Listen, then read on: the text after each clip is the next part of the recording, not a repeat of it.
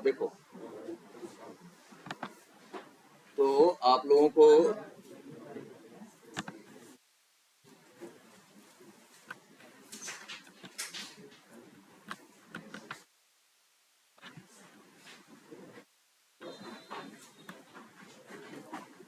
अच्छा, कल हम लोग क्या देख रहे थे? Array list. एरे जैसा ही ये भी था, है ना? बस इसका प्लस पॉइंट ये है एरे लिस्ट का, या मतलब एक चीज ये देखो, इसका ऑब्जेक्ट इस तरह से बनता है न्यू करके, और क्या करते हैं? Array list. ठीक है, और इसके बाद हमेशा एरे लिस्ट का हमको बताना पड़ता है क्या? टाइप। कि एरे लिस्ट जो हम बना रहे हैं वो किस टाइप का है। जैसे एरे का टाइप होता है वैसे ही किसका टाइप होता है? एरे लिस्ट का। और इसके बाद आप उसमें क्या कर सकते हो? एरे लिस्ट का ऑब्जेक्ट बना सकते हो। बनाने के बाद आप ऐड मेथड के थ्रू उसमें क्या कर सकते हो? एलिमेंट्स ऐड कर सकते हो, या ऑब्जेक्ट्स या वैल्यूज क्या कर सकते हो? ऐड कर सकते हो। और गेट मेथड के थ्रू क्या कर सकते हो? निकाल सकते हो। जो 0 नंबर जो पहले ऐड होगा उसका इंडेक्स, तो ये इसमें भी सेम एरे की तरह ही इंडेक्सिंग होती है। सच्चाई ये है कि एरे लिस्ट जो है पीछे सेम एरे के कंसेप्ट को ही यूज करता है बस। लेकिन क्या है इसमें, इसके कुछ फीचर्स आपने कल देखे थे ना। पहले एक ये कि इसमें साइज देने की जरूरत नहीं। अगर आप साइज नहीं भी दोगे कोई बात नहीं, कोई साइज देने की जरूरत नहीं है। और जैसे जैसे आप क्या करते जाओगे, इसमें चीजें ऐड करते जाओगे, अपनी साइज ये क्या करेगा? बढ़ाता चला जाएगा। ठीक है। और एक बात है, जैसे मान लो ये है, ये जैसे एक एरे लिस्ट है, सपोज करो ये जो बना हुआ है। ठीक है, मान लो हमें इसमें कई चीजें स्टोर करनी, तो यहाँ पे भी देखो क्या होता है, एल डॉट क्या करते हैं। जैसे अगर मान लो हमको इसमें 100 चीजें स्टोर करनी हो, ठीक है, तो हम क्या कर सकते हैं? फॉर लूप लगा सकते हैं। इंट आई इक्वल टू 0 से लेके i is less than or less than 100 कर दें, तो कहां तक चलेगा? 99 तक। और फिर लिख दें आई प्लस प्लस। और इसके बाद अब हम चाहें, जैसे अगर लिख दें एल डॉट और मेथड कौन सा? ऐड। अब सपोज करो, अच्छा अगर इसमें हम लिख दें, ध्यान से देखना, हम यहाँ लिख रहे हैं सपोज करो ए बी सी डी। अगर इतना लिख दें तो क्या होगा? अगर इसको रन करके देखो, ये लूप 100 बार चलेगा और देखोगे इस एरे लिस्ट के अंदर 100 ए बी सी डी क्या हो जाएंगे? ऐड हो जाएंगे। देखो रन करें,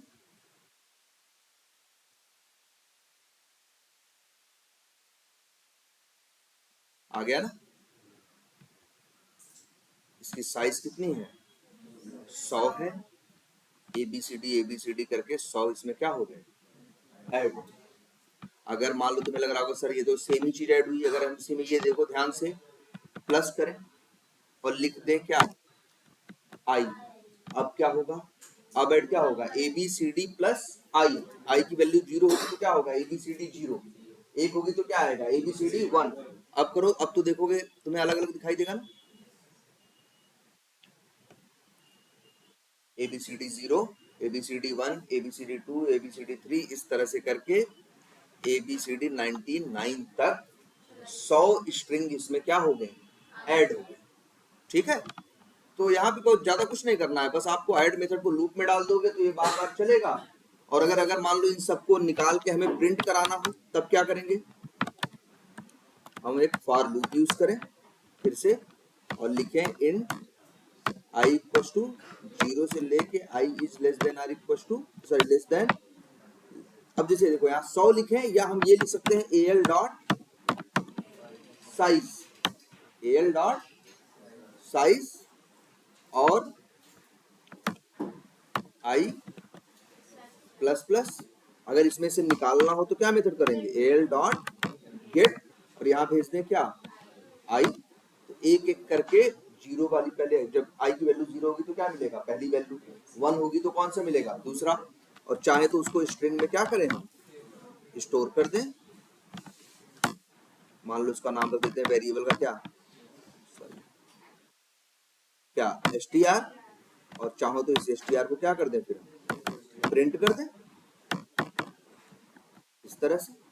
अब रन करके देखो चलेगा।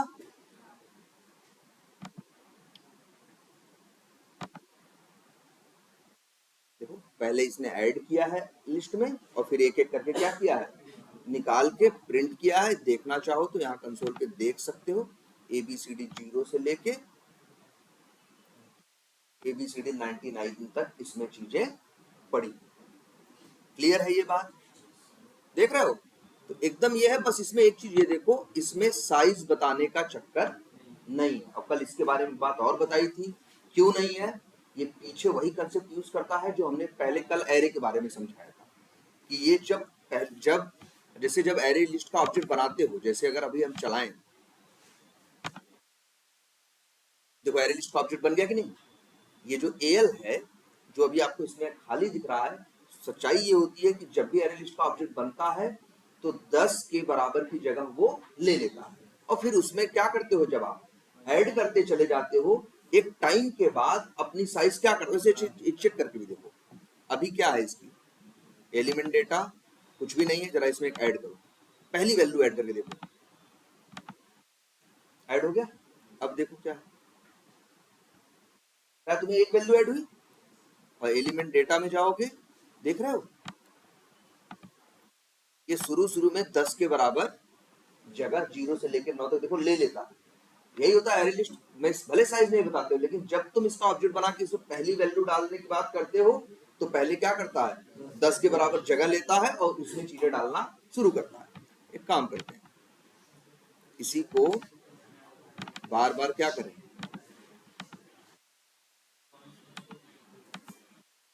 अब कितने हैं, 7 हो गए।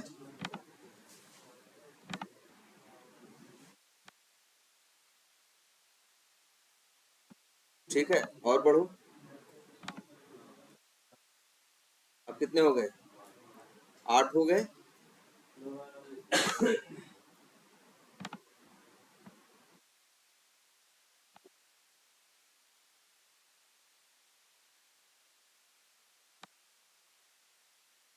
दस हो गए, 11 हो गए, अच्छा 10 ही है। यहाँ देखो 9 यहाँ तक आया ना, इसके बाद एक और ऐड करो, अब कितने हो गए, 11 हो गए। और लेकिन यहाँ देखो 10 के बाद अपनी साइज क्या कर लिया, है बढ़ा लिया, कितना हो गया, 14 हो गया। कुछ ऐसा फार्मूला होता है शायद इनका ऐड करने का, डबल नहीं करता है, जैसे 10 है ना तो कुछ ऐसा होता है n/2 - 1, जैसे 10 है तो 10/2 कितना होगा, 5, 5 में से एक गया कितना होगा, 4, कितना बना लिया, 14। फिर जब 14 भरेगा तो फिर क्या कर लेगा आपने, मतलब कोई एक फार्मूला लगा रहेगा जिसके बेसिस पे ये अपनी साइज क्या करता चला जाएगा, बढ़ाता चला जाएगा। लेकिन याद रखना, इसको पीछे आपके वो मेहनत करनी पड़ती है, इसको पीछे मेहनत करनी पड़ती है। मतलब जैसे ही जैसे ही जब तुम 10 के बाद 11वीं वैल्यू डालने की बात करोगे तो क्या करेगा, अंदर वो क्या करता है, एक बड़ी साइज का एरे बनाएगा, उसमें पुराने वाली वैल्यू को क्या करेगा, डालेगा, और फिर जो खाली बची हुई जगह में फिर नई वैल्यू डालेगा। फिर अगर जब वो भरने की बात आएगी तो फिर से क्या करेगा, एक नया एरे बनाएगा बड़ी साइज का, पुराना वाला उसमें डालेगा, उसमें जगह बच जाएगी और पुराने वाले को क्या कर देगा, डिलीट कर देगा। ठीक है, जैसे कल एग्जांपल बताया था कि जैसे सामान लेके आते हो, सामान भर जाता है पॉलीथीन में, तो क्या करता है दुकानदार, कहता है और सामान की बात करते हो तो कहता है जो भाई तुमको हम बड़ी पन्नी दे, और सारा सामान उठा के बड़ी पन्नी में डाल देता है, कहता अब जो एक्स्ट्रा लेना है और भी लेके उसमें डाल दो। सेम वही कंसेप्ट ये भी यूज करता है। क्लियर है ये बात, और इसमें साइज बताने की जरूरत नहीं, ये सब क्लियर है। अच्छा एक क्वेश्चन और, लेकिन एक चीज ध्यान देना, लेकिन चाहो तो साइज बता भी सकते हो, बता दी ना साइज, हमने क्या लिख दिया 100, या हम यहाँ लिख दें 1000, तो यहाँ क्या किया हमने, साइज बताया ना। एरे लिस्ट में दोनों चीज चलती है, चाहो तो साइज बताओ और चाहो तो साइज मत बताओ। अच्छा साइज बता देंगे तब क्या होगा, इसी साइज कितनी हमने कर दी 1000, तो इसमें कितने एलिमेंट ऐड होंगे 1000। ऐसा नहीं है, मत ना 10-10 वाली बात नहीं है। 1000 अगर इसकी साइज बता दिए हो, इसका मतलब जैसे एरे की अगर बता दिए हो तुम 1000 साइज, तो क्या करते हो, एरे भी 1000 से ज्यादा डाल नहीं सकते। अगर डालने की कोशिश करोगे तो array index out of bound exception आएगा, कहेगा कि भैया आप साइज से ज्यादा डालने की कोशिश कर रहे हो, जो कि संभव नहीं है, क्योंकि एरे क्या होता है, फिक्स्ड इन साइज होता है। लेकिन एरे लिस्ट में तो ऐसा है नहीं, लेकिन एरे लिस्ट में भी हम साइज बता रहे हैं। तो अब लोगों के दिमाग में आता है, मतलब अगर हम साइज बता दें जैसे 1000, तो इस एरे लिस्ट में कितने एलिमेंट ऐड होंगे 1000, जबकि ऐसा नहीं है। भले साइज 1000 बताए हो, लेकिन तब भी 2000 ऐड करना चाहोगे तो ऐड होगा। अगर इसमें हम चाहें कि 5000 आइटम ऐड कर दें तो ऐड कर सकते हैं। तब दिमाग में ये आता है कि आखिर साइज बताने की जरूरत ही क्या है। भाई नहीं बताओगे तब भी चाहे जितना मन डालो, और बताओगे तब भी चाहे जितना मन रखो, तो आखिर फिर साइज बताने का मतलब ही क्या हुआ। आती बात की नहीं आती। भाई एरे कहता है साइज बताओ, तो एरे इस बात को फॉलो करता है, कहता है साइज बताओगे तो भैया इस साइज से ज्यादा, तो पहले तो एरे कहता है भैया साइज बतानी पड़ेगी, और जितनी बताओगे उससे ज्यादा हम इसमें वैल्यू डालने नहीं देंगे। लेकिन जरा इसके बारे में सोचो, ये कहता है साइज नहीं बताओगे तब भी चाहे जितना मन डालो, और साइज बताओगे तब भी चाहे जितना मन रखो। तो फिर क्वेश्चन ये उठता है ना कि आखिर साइज बताने का भाई क्या जरूरत है, फिर हम क्यों साइज बताएं, हम क्यों ये मेहनत करें कि हम उसकी साइज बताएं, जब बिना साइज के ही वो चाहे जितना मन डालता है, और साइज बता दो तब भी चाहे जितना वही काम कर रहा है। तो आखिर फर्क क्या हुआ, साइज बताने का फायदा क्या हुआ, जानते हो।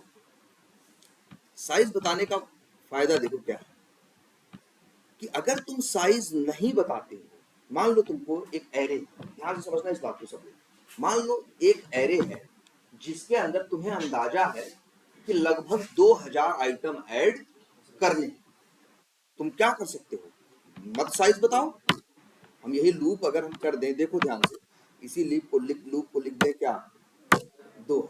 अब बताओ क्या होगा, एक से 0 से लेके कहां तक चलेगा 1999 तक, 2000 आइटम इसमें ऐड हो जाए। ठीक है, मान लो हमें अंदाजा है कि लगभग हमें 2000 ऐड करना है, हम इस तरह से ऐड कर सकते हैं। लेकिन इसका एक छोटा सा नुकसान होगा, ये 2000, अच्छा 2000 कैसे ऐड करेगा, क्योंकि जब एरे लिस्ट बनेगा तो शुरू में साइज क्या रहेगी 10, फिर क्या करेगा, जब 10 के बाद 11वां डालोगे तो क्या करेगा, अंदर ही अंदर एक नया एरे बनाएगा, पुराने वाले को उसमें क्या करेगा, कॉपी करेगा, पुराना वाला डिलीट करेगा, नए वाले को फिर क्या करेगा, यूज करेगा। तो मतलब फिर इतनी मेहनत करनी पड़ी इसे ना, भाई एक नया बनाया, पुराने को कॉपी किया, और पुराने को क्या किया, डिलीट किया, फिर आइटम ऐड करना किया। अब 14 साइज हो चुकी है, तो फिर इसने क्या किया, एक एक करके डालना शुरू किया। जब 14 भरने की बारी आई तो इसने क्या किया, फिर साइज बढ़ाई, नया बनाया, पुराने वाले को उसमें उठा के क्या किया, कॉपी किया, जो बची हुई जगह है फिर उसमें नया डालना क्या किया, शुरू किया। फिर ऐसे, अच्छे बताओ 2000 तक पहुंचने के लिए जो भी फार्मूला हो n/2 - 1 हो, तो ये चीज कितनी बारी से करनी पड़ेगी, कई बार करनी पड़ेगी ना, नई साइज का बनाना, अंदर ही अंदर, भाई तुमको दिखता नहीं है लेकिन अंदर ही अंदर क्या करेगा, नई साइज का बनाएगा, पुराना कॉपी करेगा, फिर बढ़ेगा, फिर नई साइज का बनाएगा। ये काम इसको 15-20 बार करना पड़ेगा। 2000 अगर ऐड करने की, 2000 एलिमेंट ऐड को करने की बात करोगे तो ये कसरत इसे बार बार करनी है। यहाँ साइज देने का ये फायदा नहीं होता कि इतना ही ऐड होगा, इसका फायदा ये होगा कि जो एरे लिस्ट बनेगा डायरेक्ट ही 2000 की साइज का बनेगा, और उसमें ऐड करता चला जाएगा। जो ये बार बार कसरत कर रहा था कि नहीं भैया नया बना के पुराना उसमें डाल के फिर नया, ये जो 15-20 कसरत इसे करनी पड़ती है, अब इसे जरूरत नहीं पड़ेगी। तो ये फास्ट होगा ना भाई, वो थोड़ा तो स्लो होगा, क्योंकि उसको ये मेहनत करनी पड़ रही है कि नया बनाओ, पुराना डालो, फिर करो, फिर जगह बची है फिर डालो, फिर नया बनाओ, फिर पुराना करो, नया पुराना उसी में कर रहा है कि नहीं। इसे कुछ भी नया पुराना करने की जरूरत नहीं, इस वजह से हम साइज बताते हैं। इसीलिए कहते हैं कि जब एरे लिस्ट में ढेर सारे एलिमेंट या आइटम तुम्हें क्या करने हो, ऐड करने होते हैं, और तुम्हें अंदाजा होता है, जैसे तुम्हें अंदाजा है कि यार लगभग 5000 एलिमेंट होंगे, लगभग तुम्हें आइडिया है, उस 6000, लेकिन तुम्हें एक अंदाजा है कि जो आइटम हमें ऐड करने हैं लगभग 5-6 हजार के आसपास, तो ये बेस्ट अप्रोच है कि 5,000 साइज बता दो, तो फिर क्या करेगा, एक एक करके कॉपी करेगा। अगर मान लो 6,000 भी ऐड करना हुआ तो इसे कसरत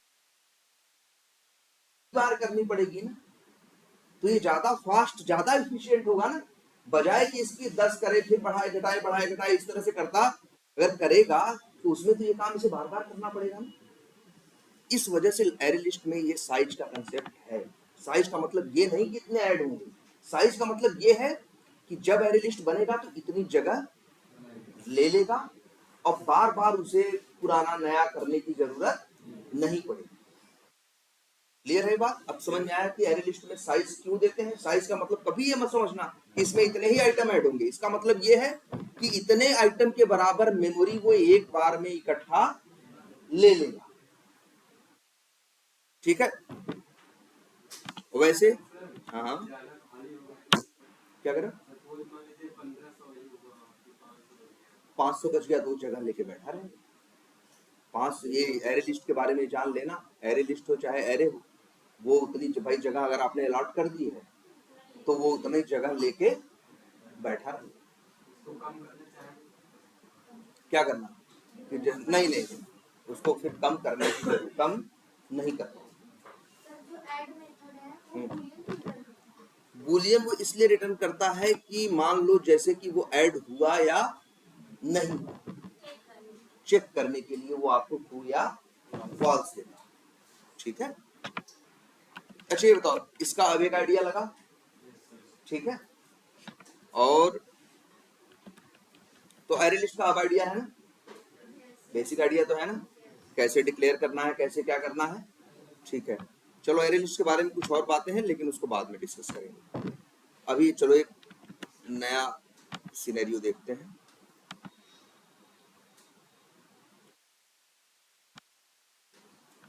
आ जाते बोले थे कि पहला, हाँ ये बात है, वही पहले बाद में डिस्कस करेंगे, बताने के लिए हाँ वही बात, लेकिन अब सोच रहे हैं बाद में ही बताएंगे।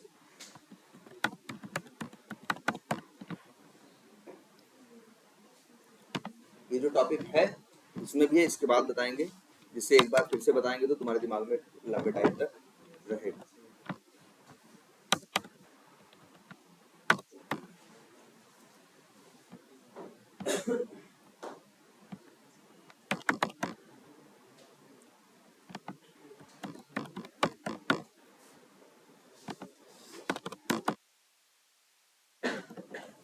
चलो ये एक मेन मेथड बन गया ना, इसके अंदर थोड़ा सा कोड डालते हैं, वी टाइगर ऑटोमेशन।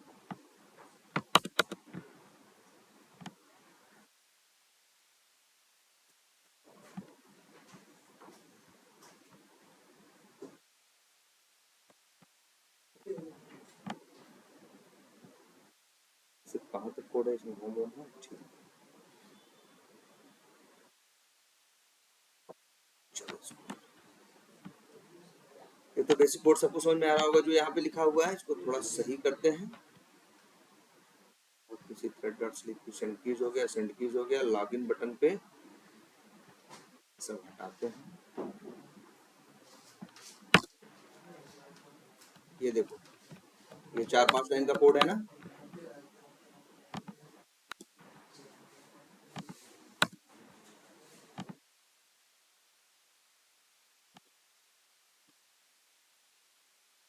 तो ये हो गया यहाँ तक का।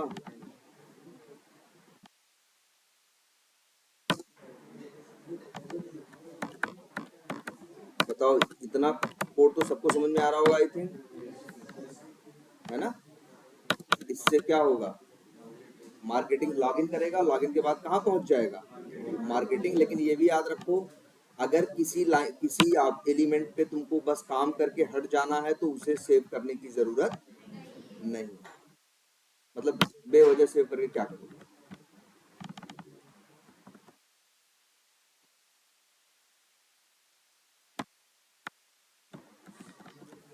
अब इसको रन करते हैं।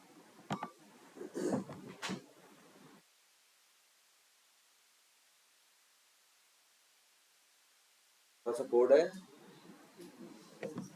ये क्या कर रहा है इधर देखो,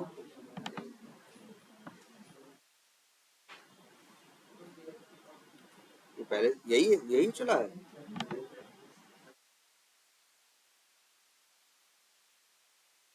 चलो जो भी फिर से चला देते हैं।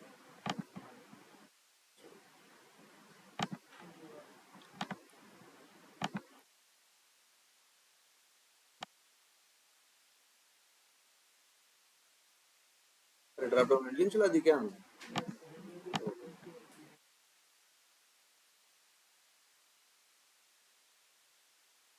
कौन सा है ये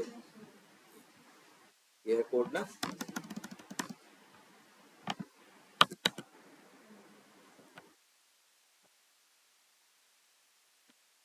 ये सिंपल सा कोड है और ये प्रिंट यहाँ से हटा देते हैं।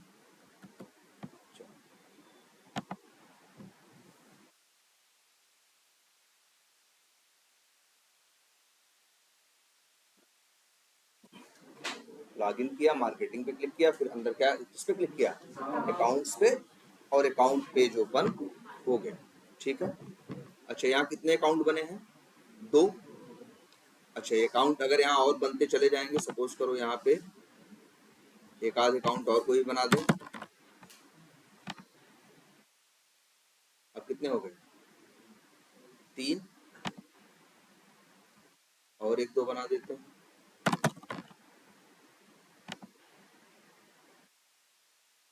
4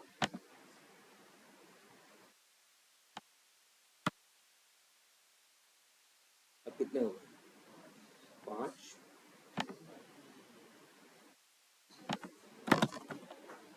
ये कितने हो गए? अब 6। अब जरा अकाउंट्स पेज पे जाओ तो देखो इसमें ये इस सॉफ्टवेयर में ये जो सीआरएम एप्लीकेशन इसमें ये फीचर है, जितने अकाउंट आप बनाते जाओगे अकाउंट्स पेज पे आओगे तो तुम्हें एक टेबल के अंदर वो सारे अकाउंट दिखाई देंगे। दिख रहा है ना यहाँ पे? जितने अकाउंट बनाओगे सब तुमको टेबल में दिखेंगे, है ना। अच्छा अब इसमें देखो एक है, एक इसका फीचर ये देखो, इसमें एक फीचर है क्या करने का, चाहे तो हम किसी अकाउंट को डिलीट भी कर सकते हैं। कैसे डिलीट कर सकते हो? मान लो हमें ये जो चौथा अकाउंट बना है इसे हमें क्या करना है, डिलीट करना है, तो हम ये चेक बॉक्स क्या कर सकते हैं, चेक कर सकते हैं। और चेक करने के बाद अगर डिलीट बटन पे क्लिक करेंगे तो इन 6 में से यही एक डिलीट हो जाएगा, बाकी डिलीट नहीं। ये है ना। अगर हम 2 सेलेक्ट कर लें और अब डिलीट करें तो क्या हो जाएगा? तो दोनों हो जाएंगे। ठीक है। अच्छा अगर हम ये, अच्छा इसमें एक फीचर देख रहे हो, ये क्लिक किया, सेलेक्ट हो गया कि नहीं होगा? ये हो गया, ये तीसरा, चौथा, ये ऊपर वाला ध्यान से देखना, 5वां। जैसे ही नीचे वाले सारे चेक बॉक्स को तुम क्या करोगे, तो इसको क्या बोलते हैं, ये जो स्क्वायर ब्रैकेट जैसा, सॉरी स्क्वायर जैसा है, इसे क्या बोलते हैं? Check box. क्योंकि देखो यहाँ चेक का निशान है। तो जब तुम इन सब को क्या करते हो, चेक करते हो, तो टॉप वाला अपने आप चेक हो जाए। ये इसका एक फीचर है। अब मान लो तुम्हें ये टेस्ट करना है कि ऐसा हो रहा है या नहीं। जब हम सबको चेक करते हैं तो ऊपर वाला चेक होता है या नहीं। अच्छा एक और फीचर है इसका, अगर ऊपर वाला, अच्छा एक चीज ये भी देखो, इन 6 में से कोई भी एक अनचेक कर दो तो देख रहे हो ये क्या हो गया, अनचेक हो गया। मतलब जब सारे नीचे वाले चेक रहेंगे तो ऊपर वाला क्या हो जाएगा, अपने आप चेक हो जाएगा। एक फीचर ये दिख रहा है। दूसरा फीचर एक ये दिख रहा है कि अगर ऊपर वाला अनचेक करोगे तो नीचे वाले सारे अपने आप अनचेक हो जाएंगे। ये अच्छा फीचर क्यों दिया गया? जैसे इसलिए दिया गया, मान लो हमें सारे अकाउंट डिलीट करने हैं तो हमें एक एक को क्लिक करने की जरूरत नहीं है। हमारे ऊपर वाले को क्या करें, चेक करें, नीचे वाले सारे अपने आप चेक हो गए। अगर अब डिलीट बटन पे प्रेस कर देंगे तो क्या होगा, सारे के सारे डिलीट हो जाए। तो ये और अच्छा है। ऊपर वाले को अगर अनचेक करें तो सारे नीचे वाले क्या हो जाएंगे, अनचेक हो जाएंगे। तो ये सारी चीजें टेस्ट होंगी ना कि ये चीज प्रॉपर काम कर रही है या नहीं। ऐसा तो नहीं सारे नीचे वालों को तुम चेक करो फिर भी ऊपर वाला, मान लो अगर हम सारे नीचे वाले चेक करें और फिर भी ऊपर वाला चेक न हो तो यही क्या है, डिफेक्ट है। डिफेक्ट क्या होता है? डिफेक्ट एक सॉफ्टवेयर में वही होता है जो उसे करना चाहिए जब वो नहीं करता है तो उसी को क्या बोलते हैं, डिफेक्ट। जो चीज जैसी होनी चाहिए वैसी नहीं है तभी तो क्या कहते हैं, डिफेक्ट है इसमें, है ना। तो सारे अनचेक करो, अगर सारे ये चेक करो तो ऊपर वाला चेक हो जाना चाहिए, क्योंकि देखो एक्सपेक्टेड है, ये एक्सपेक्टेड है कि ऊपर वाला चेक हो जाना चाहिए। और अगर सच में ऊपर वाला चेक हो गया तो यही एक्चुअल हो भी रहा है, तो कहेंगे एक्सपेक्टेड यही था कि चेक हो जाना चाहिए, एक्चुअली भी वही हो रहा है कि क्या हो रहा है, चेक हो जा रहा है, तो कहेंगे कोई डिफेक्ट नहीं है, ये चीज क्या हो गई, पास हो गई।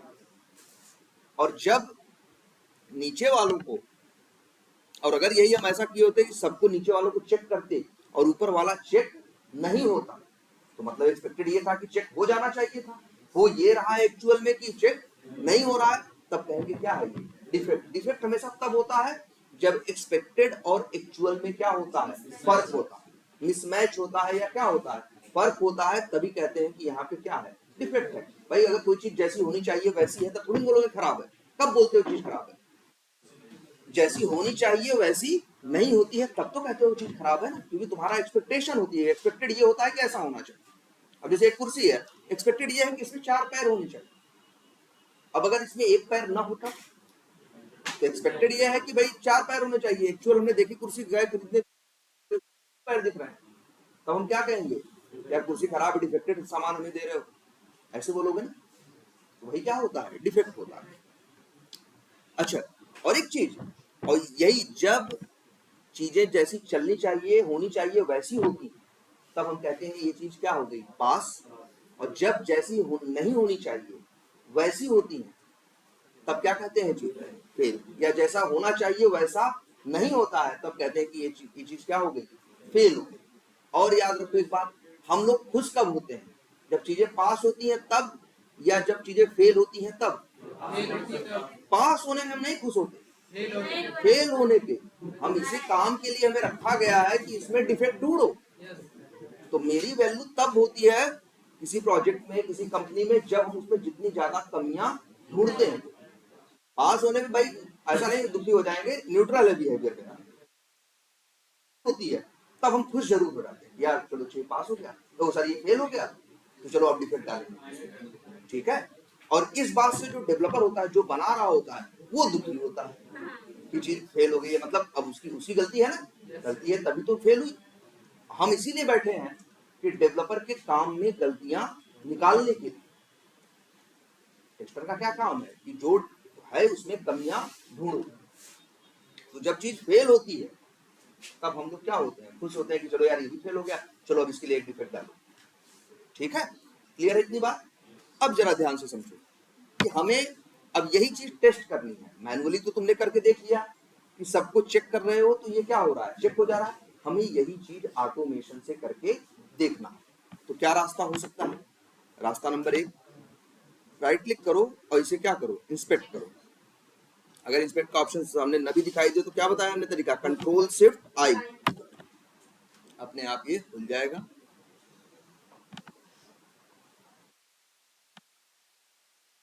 ये दो, यहाँ पे क्या है, टाइप क्या है इसका, इनपुट, टाइप है, नेम है, और क्या है, आईडी है। आईडी इसकी क्या है, 3, आईडी क्या है इसकी 3 है।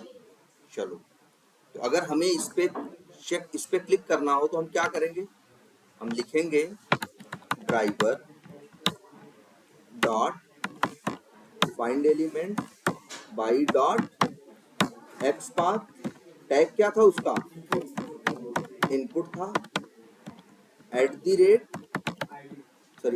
रेट आईडी इक्वल टू क्या था, 3 था, और डॉट क्लिक कॉल करेंगे तो क्या करेगा, ये चेक बॉक्स को क्या कर देगा, चेक कर देगा, क्लिक कर देगा। जब क्लिक कर, देखो चेक करने के लिए कोई अलग से मेथड नहीं है, वही क्लिक मेथड कॉल करोगे। अगर वो अनचेक्ड है तो क्लिक मेथड से क्या हो जाएगा, चेक्ड हो जाएगा, और अगर चेक्ड है दोबारा क्लिक कर दोगे तो क्या हो जाएगा, अनचेक्ड। तो हमें सिर्फ सिंपली क्या करना है, यही क्लिक मेथड कॉल करना है। लेकिन हमें तो क्या करना है, मेरा टेस्ट केस कहता है, जैसे हम लोग टेस्ट केस में ऐसा कुछ लिखा होगा, जो हमें करना है, जो काम हमें मिलेगा उसमें लिखा होगा वेरीफाई वेरीफाई, उसको क्या बोले, उसको बोल रहे हैं जो ऊपर वाले को, वेरीफाई हेडर चेक बॉक्स, या लिख देते हैं। टेस्ट केस में दो चीजें लिखते हैं, करना क्या है और होना क्या चाहिए।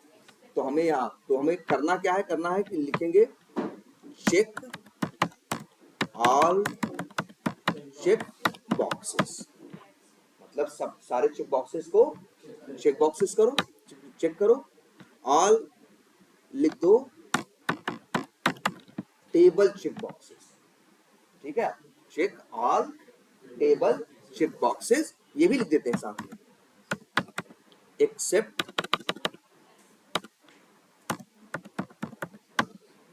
एक्सेप्ट हेडर चेक बॉक्स, जो ऊपर था सबसे टॉप पे था तो हमने उसे क्या बोल दिया, हेडर बोल दिया, ठीक है।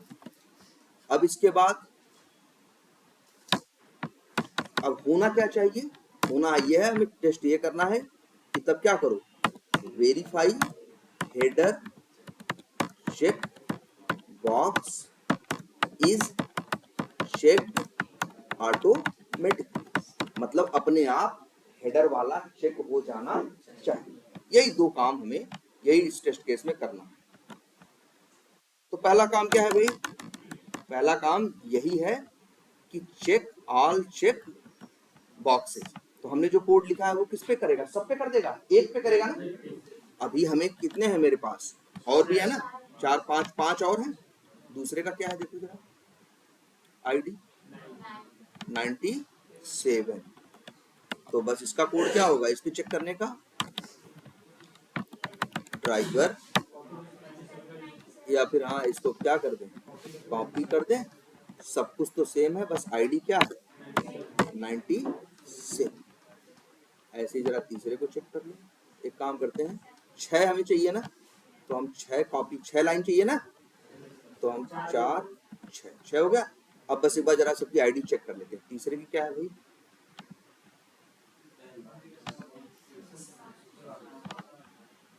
तीसरे की 107 है,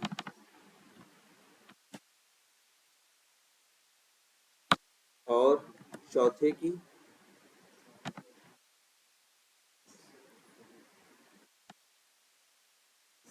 108 है, चलो लिख लेंगे।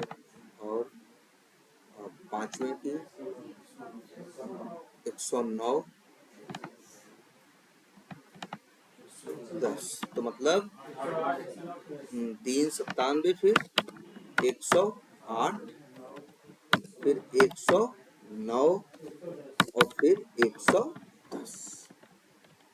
अब अगर ये इतना चलेगा तो इतना काम हो जाएगा, यही लिखा है करने को ना, check all check boxes except header check box, मतलब हेडर चेक बॉक्स को छोड़ के बाकी सबको क्या करो, चेक करो। तो हमने ये कोड लिख दिया, चला के देख लो भाई क्या ये प्रॉपर चल रहा है।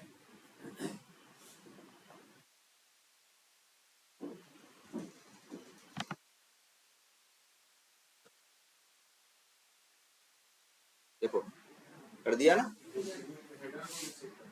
हेडर को चेक नहीं किया है, नीचे वाले सारे चेक किया है, तो ऊपर वाला अपने आप चेक हो गया। अब यही क्वेश्चन उठता है, यही है, अब ये क्या करना है हमें, ध्यान से देखो। अब हमें ये वेरीफाई करना कि हेडर चेक बॉक्स जो था वो चेक हुआ या नहीं हुआ। देखो ये वेरीफाई करना, जब भी वेरीफाई की बात करते हो ध्यान से समझना, जब भी कोई चीज वेरीफाई करने का मतलब क्या हुआ, टेस्ट करना। वेरीफाई करने का मतलब क्या हुआ, टेस्ट करना। ये देखो हमने ये पहले बताया था, लिखने वाले जो लिखते हैं कि जो टेस्ट करना है, जैसे ये जो लिख रहे हैं ना, इसी को बोलते हैं क्या, टेस्ट केस। क्या करना है और क्या होना चाहिए जो लिखते हैं, इसी को क्या बोलते हैं, टेस्ट केस। तो टेस्ट केस में उसने लिखा कि verify header check box is checked automatically. तो जब भी देखो लिखने वाले वेरीफाई वर्ड का इस्तेमाल कर सकते हैं, टेस्ट वर्ड का इस्तेमाल कर सकते हैं, या एक वर्ड ये भी चलता है वैलिडेट वर्ड का।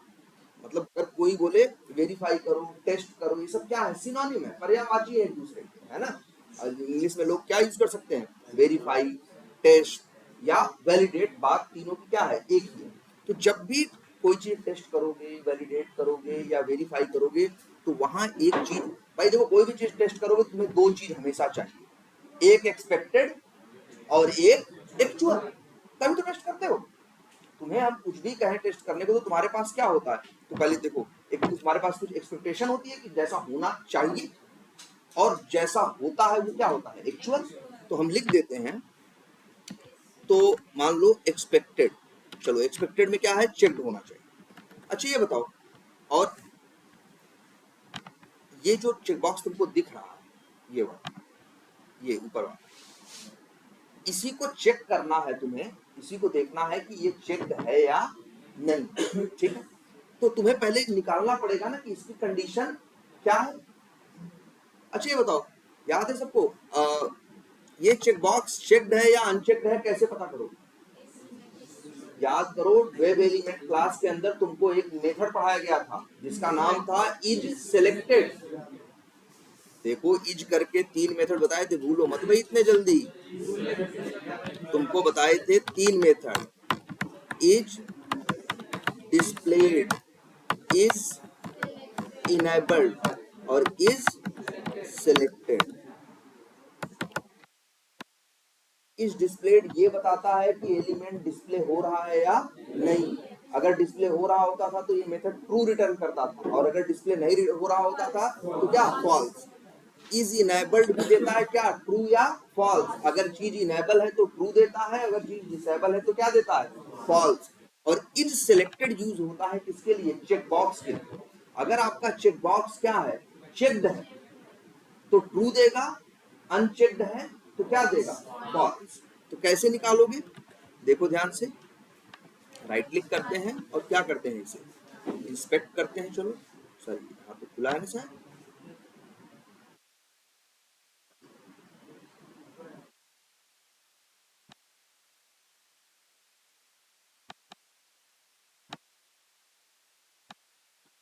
यही चेक बॉक्स है ना। अगर तुम्हें ये चेक बॉक्स चेक्ड है या अनचेक्ड है कोड के सहारे निकालना है तो तुम इसको इंस्पेक्ट करोगे, इसका क्या दोगे, एक्सपाथ। क्या इसके पास आईडी है यार, नहीं है, लेकिन क्या है, नेम है ना। चलो देखते हैं, कंट्रोल F करते हैं, डबल स्लैश, चलो यहाँ एक्सपाथ इसका बना के क्या कर लेते हैं, टेस्ट कर लेते हैं, @name = select, सही है ना इसका एक्सपाथ। देखो हाईलाइट कर रहा है, उसी को हाईलाइट कर रहा है जिसका हम निकालना चाहते हैं। तो बस क्या लिखें, ड्राइवर डॉट क्या, find element by dot XPath. ये इससे क्या होगा भाई, जब ये लाइन चलेगी ड्राइवर डॉट क्या, फाइंड एलिमेंट, तो ये एलिमेंट को क्या करेगा, ढूंढेगा, और फिर इसके बाद किसका ऑब्जेक्ट देगा तुमको, वेब एलिमेंट का। आगे जैसे ही डॉट लगाओगे क्या होंगे, मेथड्स आएंगे। अब एक मेथड है जिसका नाम है क्या, इज सेलेक्टेड। बताया मेथड, ये बताया था ना। और ये क्या रिटर्न करता है, बूलियन। अगर चीज चेक्ड होगी तो ट्रू रिटर्न करेगा, चीज अनचेक्ड होगी तो क्या रिटर्न करेगा, फॉल्स। लो, और ये रिटर्न क्या किया, बूलियन ना। तो बूलियन में इसे क्या करो, स्टोर करो, और इसको लिख देते हैं, मान लो हेडर। तो बात कर रहे हो भाई, पूछो हमसे ना अगर कोई कंफ्यूजन है तो। भाई देखो ये कंफ्यूजन होगी, कोई बात नहीं, ऐसा मत सोचो कि तुम्हारा क्वेश्चन छोटा है, बड़ा है, या तुम्हें नहीं समझ में आ रहा। जो भी तुम्हें जो भी कंफ्यूजन हो डायरेक्ट पूछो ना। तो ये क्या हो गया, हेडर चेक बॉक्स, और हेडर क्या, इसको लिख देते हैं इसका नाम क्या, actual header check box status. जो चीज, जैसे जब तुम याद करो हमने बताया था ना, जब जो चीज तुम कहां से निकालते हो, एप्लीकेशन से निकालते हो, उसी को क्या बोलते हैं, एक्चुअल। ये कहां से, ये अपने मन से हम नहीं दे रहे हैं, ये कोड चलेगा और जाके जो, भाई देखो ये कोड क्या करेगा, देखो ध्यान से, ये कोड क्या करेगा, जाएगा पेज पे एलिमेंट को ढूंढेगा, ढूंढने के बाद इज सिलेक्टेड मेथड चलाएगा, तो उसे पता भाई उसको मिलेगा ट्रू या फॉल्स, और वो यहाँ इस वेरिएबल में रखेगा। यही तो एक्चुअल है। एक्चुअल वो होता है जो मेरा कोड एप्लीकेशन में से जाके खुद से निकालता है। अच्छा ये बताओ, तुम्हारे लिए तुम्हारा टेस्ट केस क्या कह रहा है? Verify header check box is checked auto, मतलब क्या होना चाहिए? चेक होना चाहिए ना, ऑटोमेटिकली अपने आप चेक होना चाहिए। तो देखो ध्यान से, boolean expected header check box status, और ये क्या होना चाहिए? ट्रू। ये देखो एक्सपेक्टेड, देखो हम निकाले नहीं, एक्सपेक्टेड अपने हाथ से दिए कि नहीं, तो क्या होना चाहिए? ट्रू होना चाहिए, कि मतलब वो ट्रू होना चाहिए, और ये निकालेगा एक्चुअल। अब एक्चुअल हो सकता है वहां ट्रू हो, चेक्ड हो, वहां हो सकता है अनचेक्ड ना। अगर चेक्ड होगा तो ट्रू आएगा, अनचेक्ड होगा तो क्या आएगा? फॉल्स। और इसके बाद हम लोग फिर ऐसे ही, यहाँ तुम लोग को जैसे लूप देखा है वैसे एक चीज और क्या देखी है, कंडीशन ना। इफ, इफ का मतलब क्या होता है? यदि, अगर। इफ, अब यहां तुम लिखोगे if actual header checkbox status, क्या लिखा हमने? डबल इक्वल और क्या? एक्सपेक्टेड। मतलब इसका क्या मतलब हुआ? अगर एक्चुअल हेडर चेकबॉक्स स्टेटस बराबर है किसके? एक्सपेक्टेड के, मतलब एक्चुअल और एक्सपेक्टेड मैच कर गए, बराबर हैं, तो हम इसी को प्रिंट कराएंगे क्या? पास। क्या लिखेंगे? पास हो गया ना, कि जब एक्चुअल और एक्सपेक्टेड मैच कर गया तो यही क्या हो गया? पास। लिख देंगे पास, और चाहो तो मैसेज कुछ और भी डाल दो, लिख दे कि header check box checked automatically, कि अपने आप वो चेक, उनको चेक किया था इसलिए अपने आप ये चेक हो गया। और एल्स, देखो इफ, देखो ये तो तुम भी जानते हो ना, इफ एल्स, ये तो सिंपल सा वर्ड है जो हम लोग अपनी लाइफ में यूज करते हैं ना। जैसे दुकान वाले से कहता नहीं है भैया, अगर पैसा दोगे तो सामान दे, पैसा नहीं दोगे तो सामान नहीं देंगे, तो वो भी क्या यूज कर रहा है? If else.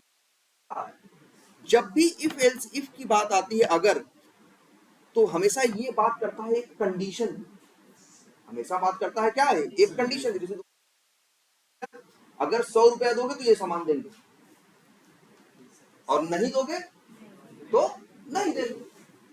तो वैसे सेम यहाँ तो है कि अगर, इफ, और याद रखना हमेशा इफ के अंदर ये क्या यूज होता है?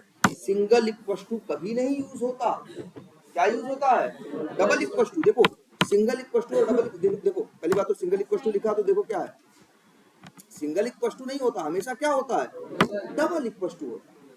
क्योंकि डबल इक्वल, जब भी दो चीजों को हम मैच करते हैं, याद रखना इफ के, देखो सिंगल इक्वल टू यूज होता है किसके लिए? असाइनमेंट के लिए, और डबल इक्वल टू यूज होता है दो चीजों को मैच करने के लिए। हम यहाँ मैच ही तो करना चाहते हैं कि एक्सपेक्टेड और एक्चुअल दोनों सेम हैं या नहीं। अगर सेम है तो फिर क्या है? पास। और एल्स का मतलब क्या होता है हिंदी? अन्यथा। अन्यथा का मतलब क्या? अगर ये मैच कर जाए तो पास, या फिर और तो वैसे एकदम नॉर्मल भाषा में कहो तो क्या? नहीं तो। चाहे वैसे अन्यथा बोलो, शुद्ध हिंदी में बोलो, नहीं तो क्या बोलो? नहीं तो ये क्या है? अगर एक्सपेक्टेड और एक्चुअल मैच कर गया तो पास प्रिंट करना, नहीं तो फिर क्या प्रिंट करना? फिर बस ऐसे ही तो हम लोग टेस्टिंग करते हैं। जब भी टेस्टिंग होती है तो यही करते हैं। सेलेनियम के थ्रू हम एक्चुअल निकालते हैं, एक्सपेक्टेड अपने हाथ से दे देते हैं क्या होना चाहिए, और उन दोनों को आपस में क्या कर देते हैं? मैच। अगर मैच कर जाएगा, तुमको पता है ना, जब ये कंडीशन मैच करेगी तो ये कहाँ जाएगा? इफ के अंदर। और अगर मैच नहीं करेगी तो कहाँ जाएगा? एल्स के अंदर। दोनों में से चलेगा कोई एक जरूर। ये वाला कोड कब चलेगा? ध्यान से देखना, ये वाला कोड कब चलेगा? जब ये दोनों मैच करेंगे। और ये वाला कोड कब चलेगा? जब मैच नहीं करेंगे। तो बस अब चला के देख लो इसको। अच्छा, मैसेज हमने गलत डाला है, ये सिचुएशन तो क्या है? फिर लिख देंगे, हाँ चेक बॉक्स, चलो ये लिख देते हैं, या इज नॉट चेक्ड ऑटो। चला के देख, चला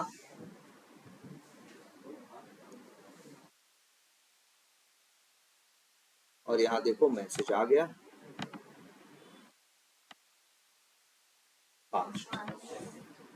क्यों? क्योंकि 2 मैच कर गया। होना भी यही चाहिए था कि वो चेक हो जाता, और सच में चेक हो भी गया। तभी तो मेरे कोड ने जब निकाला तो उसे क्या मिला यहाँ पे भाई, यहाँ से भी ट्रू मिला और एक्सपेक्टेड भी मेरा क्या था, ट्रू था। दोनों मैच कर गए, क्या हो गया, पास हो गया। क्लियर है? टेस्टिंग यही होती है हमेशा। टेस्टिंग का मतलब यही होता है भाई, सिलेनियम के थ्रू तुम क्या करोगे, एक्चुअल निकालोगे, एक्सपेक्टेड से उसे क्या करोगे, मैच करोगे। मैच कर गया तो पास, मैच नहीं किया तो क्या है, क्लियर है ये? तो देखो ये कोड हमने लिख दिया और ये चल भी रहा है, प्रॉपर टेस्टिंग कर रहा है। लेकिन सोचो जरा एक बार को, अगर यहाँ 6 के बजाय, यहाँ 6 लाइनें हमने लिखी थी ना, क्यों? क्योंकि वहां पे 6 चेक बॉक्स। मान लो वहां 20 होते तब 20 लाइन लिखते, 50 होते तब 50 लाइन लिखते। लिखते कि नहीं लिखते? बोलो, अगर यहाँ 20 होते तो यार ऐसे, अगर मान लो वहां 100 चेक बॉक्स होते तो हमें क्या लिखने पड़ जाते, 100 लाइनें लिखनी पड़ती ना। अब देखो ध्यान से, लेकिन ये जो अप्रोच है, ये अप्रोच अच्छी नहीं भाई। कल को 100 चेक बॉक्स हो गया तो तुमको कितनी लाइनें लिखनी पड़ जाएंगी, 100। लेकिन हम यही चाहे तो काम 2 से 3 लाइनों में भी कर सकते हैं। चाहे 1000 चेक बॉक्स होंगे तब भी ये काम 3 लाइन के अंदर हो सकता है। और इसमें जो कंसेप्ट यूज होगा एरे का, सॉरी एरे नहीं, ना एरे का होगा ना अभी कोई एरे लिस्ट होगा, लूप का कंसेप्ट सिंपल यूज होगा और ये चीज हो सकती है। अच्छा ये बताओ,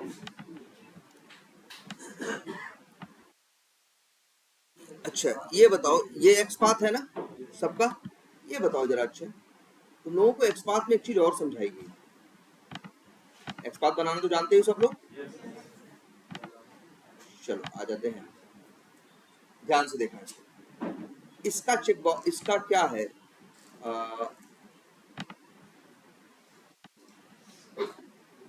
इसके पास बताओ कौन कौन से एट्रीब्यूट, टाइप है, नेम है, आईडी है, ठीक है, ऑन क्लिक भी है। चलो ठीक है, ये नेम है ना, अगर हम नेम यूज करें तो, अभी तो हम आईडी यूज किए थे, तो क्या लिखेंगे, double slash input @name equals to, तो यहाँ क्या दिखा रहा है, 1 of 6, मतलब जो एक्स पाथ लिखे हो उस पे कितने मिल रहे हैं इसे, 6। रीजन, जो 6 के 6 चेक बॉक्स हैं सबका नेम क्या है, सेम है, क्या, सिलेक्टेड अंडरस्कोर आईडी। जब सबका एक्स पाथ सेम है तो ये जब ढूंढेगा तो इसे पेज पे कितने मिले, 6।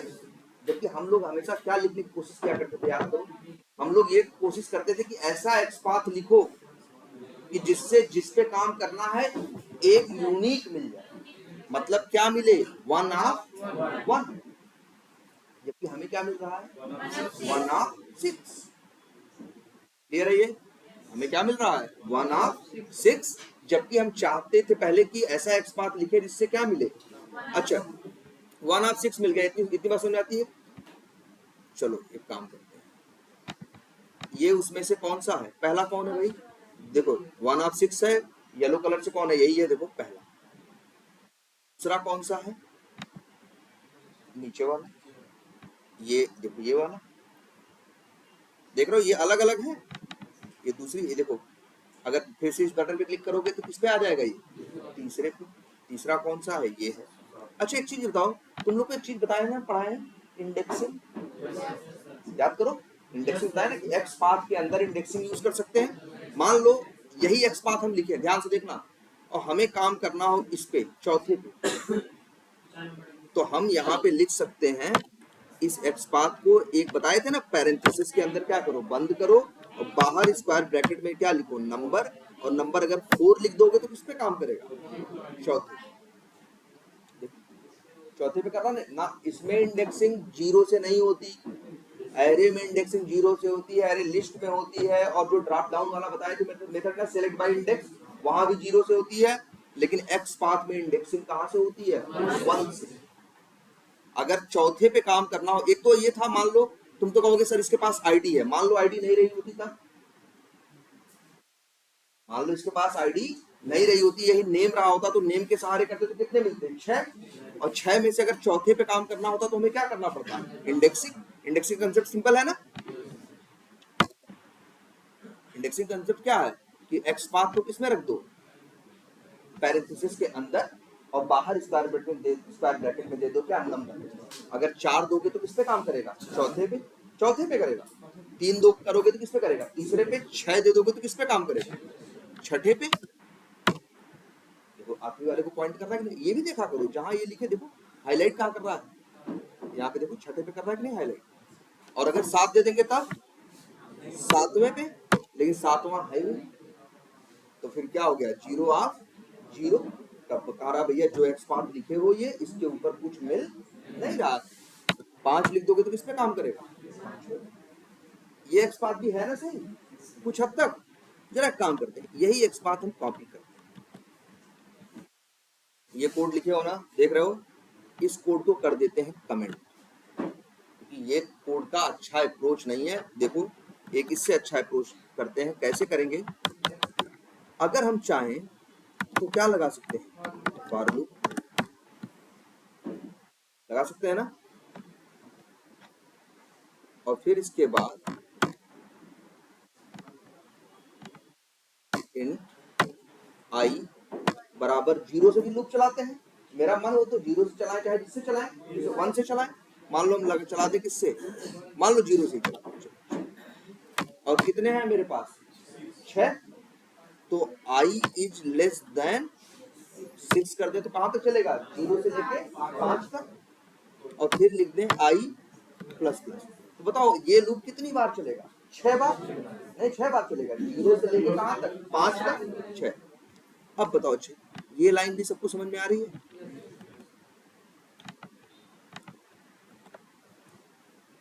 यहां पे एक्स पाथ हम दे दें ये वाला।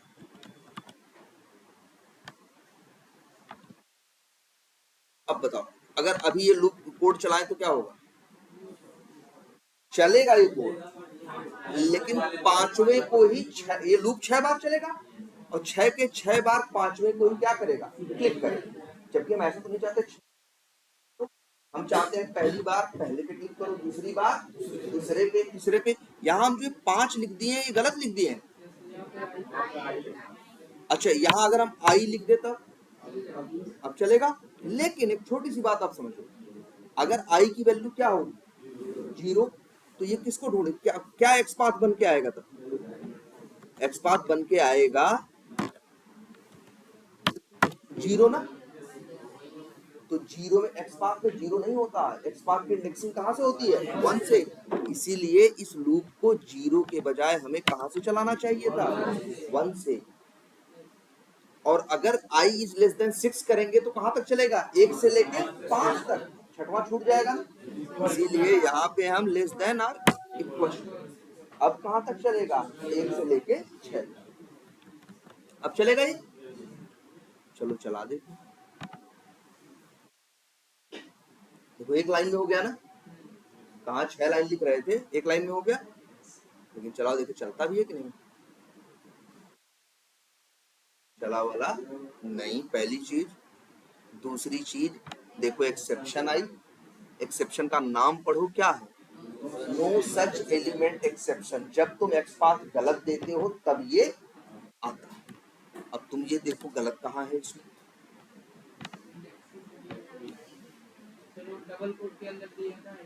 अब ये देखो ये क्या है तुम्हारा? आई है ना। देखो ध्यान से, ये बताओ हम यहाँ लिखें आई लिखें या ए लिखें? इंट ए बराबर लिख दें मान लो क्या? 100। और अगर हम प्रिंट कर दें किसको? ए को, तो बताओ क्या प्रिंट होगा? 100 नहीं होगा यार। ये ए है, ये ए और ये ए अलग चीज है। ये डबल कोट्स के अंदर है ना।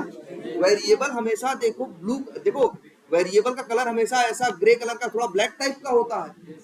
और जब कोई चीज डबल कोट्स के अंदर होती है तो कैसे रंग की? नीले रंग की है ना। अभी जरा देखो इतना ही रन करके देखें, कोई 100 वो प्रिंट नहीं। क्या प्रिंट होगा? देखो अगर कहीं यहाँ पे क्या प्रिंट हुआ?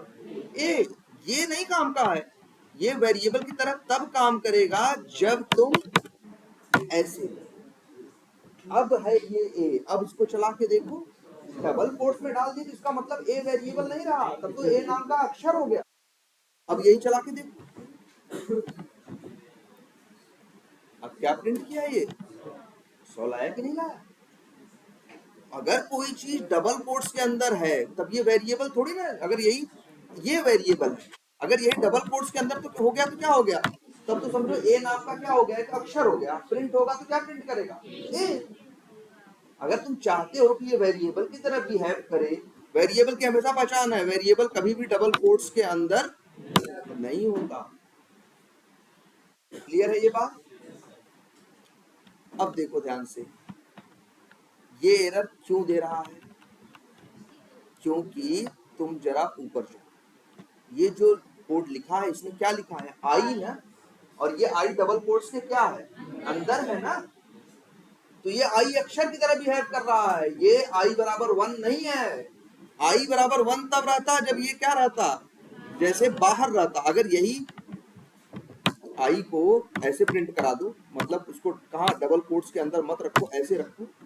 अब ये आई चलाओ कोड, अब ये प्रिंट करेगा क्या, पहले चक्कर में आई बराबर 1, दूसरे में 2, तीसरे में 3। लेकिन अगर तुम सोचो, देखो हम दोनों चीज कर देते हैं, एक आई ऐसा रखे हैं जो बिना डबल कोट्स के है, और एक आई ऐसा है जो किसके अंदर है, डबल कोट्स।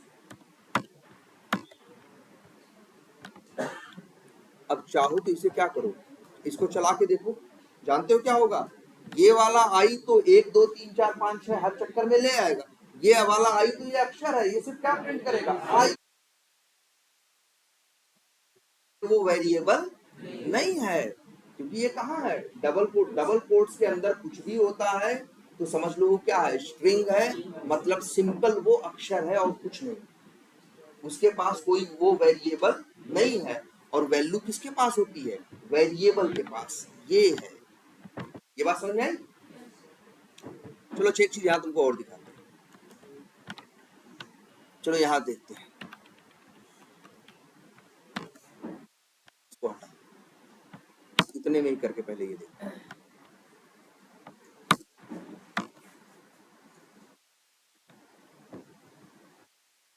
देखो क्या प्रिंट हुआ, 1 आई, 2 आई, 3 आई। जो आई बिना डबल कोट्स वाला है वो तो अक्षर लेके आ रहा है, जो डबल कोट्स वाला है वो क्या दे आ रहा है, बस आई ले आ रहा है, कोई वेरिएबल नहीं। आई नाम का सिर्फ क्या है, एक सिंपल सा अक्षर। क्लियर है ये बात। अच्छा, आज चलो एक चीज और भी देखो इसमें, अगर हम ये लिखें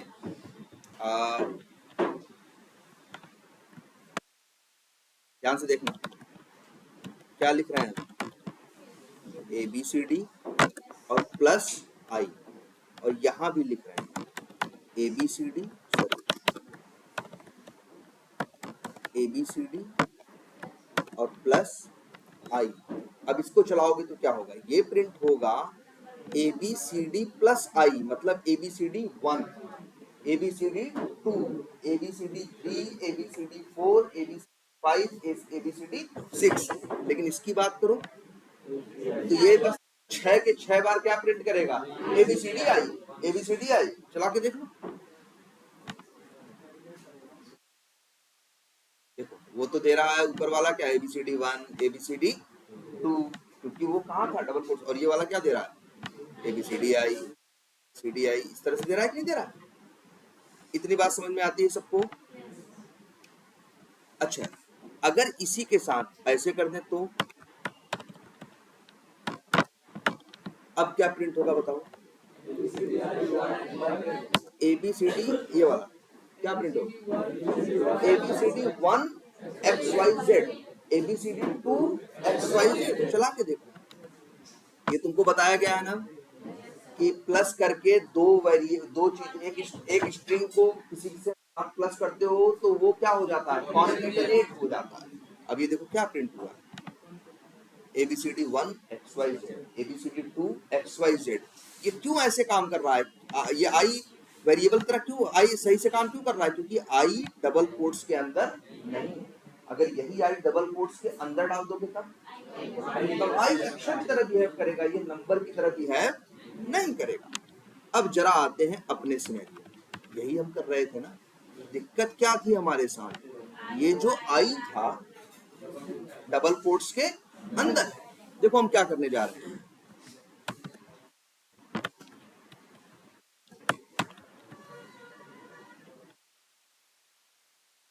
अच्छा एक काम करते हैं, यही जरा कॉपी करके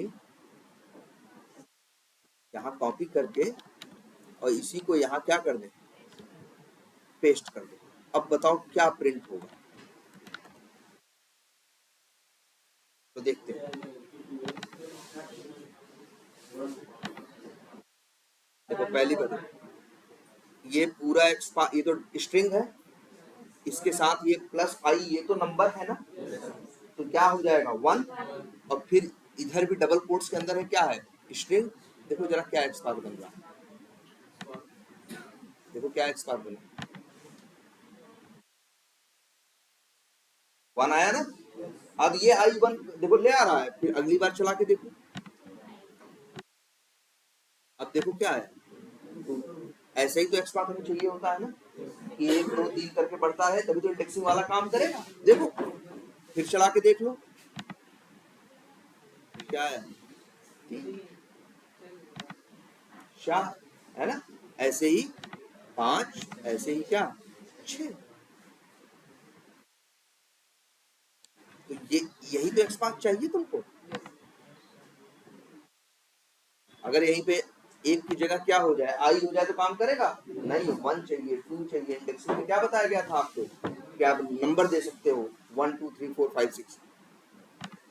तो एक काम करते हैं, अब ये हाँ बोलो, जो कॉन्टैक्ट में आप बताए खाली जगह क्लिक कर देगा, कौन सा कॉन्टैक्ट, ये बनाए हाँ अगर वो पहले से क्लिक रहा तो, अगर पहले से वो क्लिक रहा तो जब क्लिक करेगा तो वो पहले, अगर पहले से चेक्ड है, चेक्ड बोलो उसको, पहले से चेक्ड है, दोबारा क्लिक करोगे तो क्या हो जाएगा, अनचेक हो जाएगा।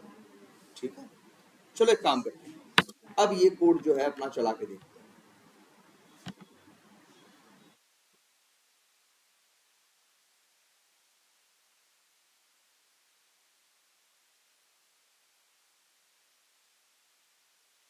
हो गया ना वही काम, और बताओ क्या हमें 6 लाइन लिखनी पड़ी, हमें सिर्फ 1 लाइन में हो गया। अगर यहाँ 1000 चेक बॉक्स होते तब भी हमें 1000 लाइन लिखने की जरूरत नहीं थी, सिर्फ यही 1 लाइन लूप के अंदर डालते और वैल्यू 6 के बजाय क्या कर देते 1000।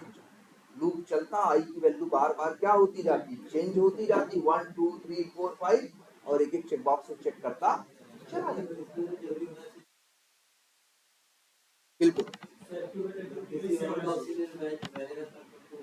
हाँ गड़बड़ होगा। पहले ये देखो एक चीज, एक बार इसको फिर से डिबग कर लेते हैं।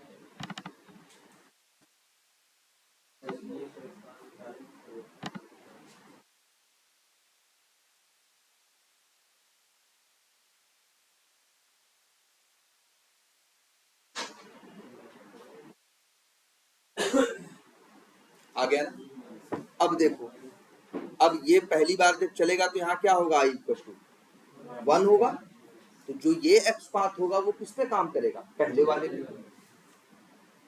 और ये चीज चेक कर, अच्छा यहाँ से भी देख सकते हो, अगर इसको चाहो इतना डबल कोट्स के जितना है इतना राइट क्लिक करें, एक ऑप्शन इसमें होता है क्या, वॉच, ये दिखाएगा कि क्या इफेक्ट आएगा, ये इफेक्ट आएगा।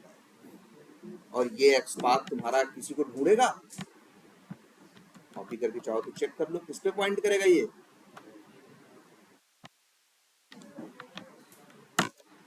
देखो किस पे कर रहा है, पहले वाले पे। अगली बार y इक्वल टू 2 होगा तो किस पे काम करेगा, दूसरे वाले पे, तीसरे पे, तो ये काम कर रहा है।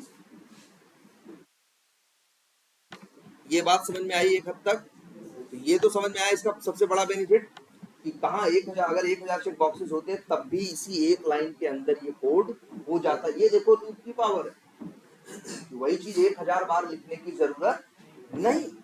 क्लियर है इतनी बात। अब लेकिन ये देखो, अच्छा, लेकिन ध्यान से देखो, हमने जो एक्सपाथ यूज किया, हमने यहाँ किसका यूज किया? नेम। हमने किसका यूज किया? नेम का यूज किया। नेम का यूज क्यों किया? क्योंकि सबका नेम क्या है? सेम। यहाँ आईडी यूज करते तो बात नहीं बनती। बोलो आईडी यूज करते क्यों नहीं बनती? मान लो हम यहाँ लिख देते @ID बराबर मान लो तो 3। अब क्या होगा बताओ? चल जाएगा पूरा? देखो जब चलेगा तो आई बराबर क्या होगा? 1 होगा। तो भाई आई बराबर 1 होगा तो क्या एक्सपाथ बन के आएगा? देखो ऐसा बन के आएगा।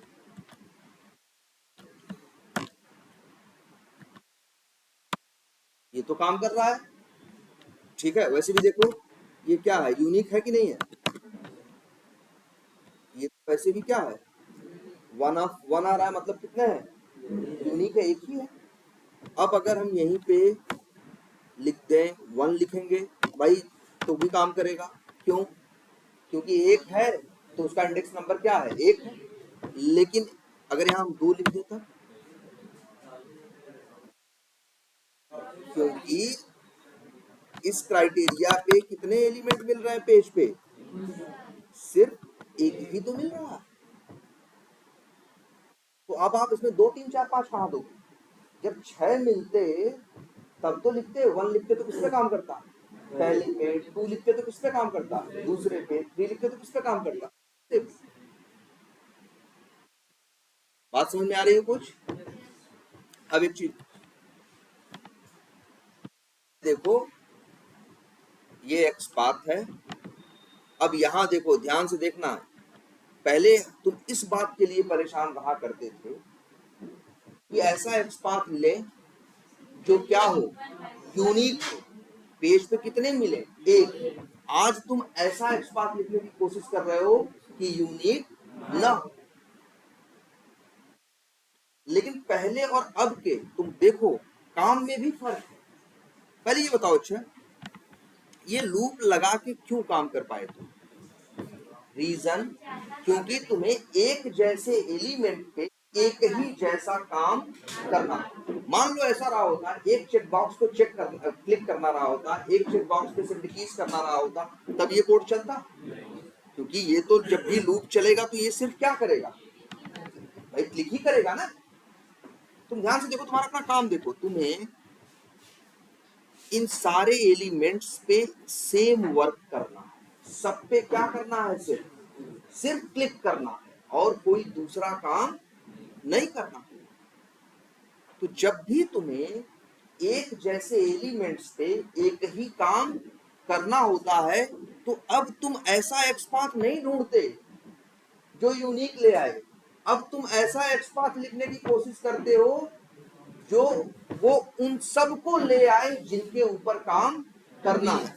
ये एक्सपाथ परफेक्ट है। कौन सा?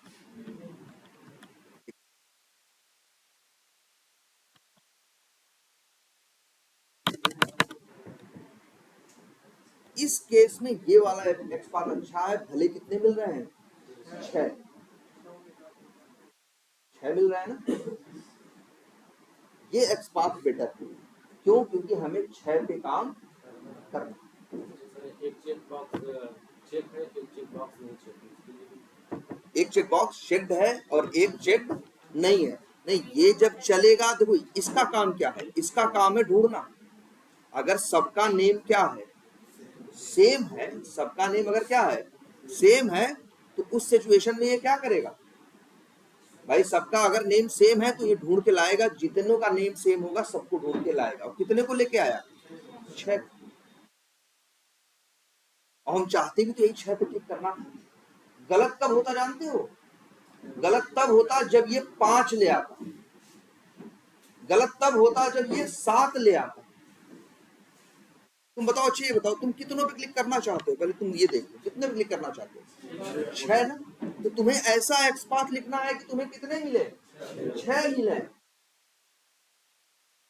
अगर तुम्हें 10 पे क्लिक करना है तो तुम्हें ऐसा एक्सपाथ लिखना है जो कितने मिले? 10 मिले।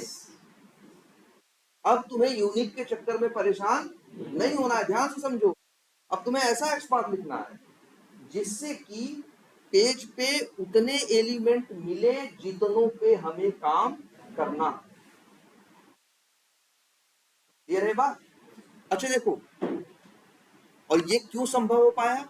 क्योंकि इन छयों में एक चीज कॉमन है। क्या? उनका नेम।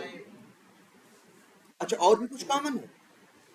तो देख रहे हो, पहले तुम परेशान रहा करते थे यूनिक एट्रीब्यूट ढूंढने में, और आज तुम परेशान हो कि ऐसा एट्रीब्यूट ढूंढे जो आपस उन सब में क्या करता हो, कॉमन हो, यूनिक ना हो।